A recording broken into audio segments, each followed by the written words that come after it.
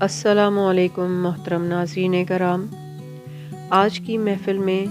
ہم جو نظم لے کر حاضر ہوئے ہیں اس کا عنوان ہے وطنیت،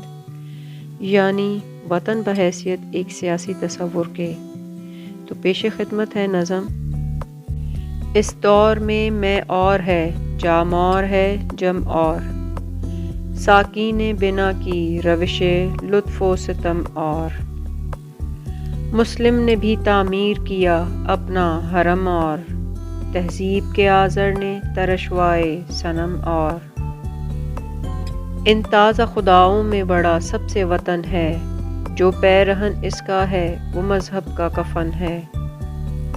یہ بت کے تراشیدہ تہذیب نوی ہے، غارت گرے کاشانہ دین نبوی ہے، بازو تیرا توحید کی قوت سے قوی ہے، اسلام تیرا دیس ہے تو مصطفی ہے، نظارہ دیرینہ زمانے کو دکھا دے، اے مصطفی خاک میں اس بت کو ملا دے، ہو قید مقامی تو نتیجہ ہے تباہی، رہ بحر میں آزاد وطن صورت ماہی،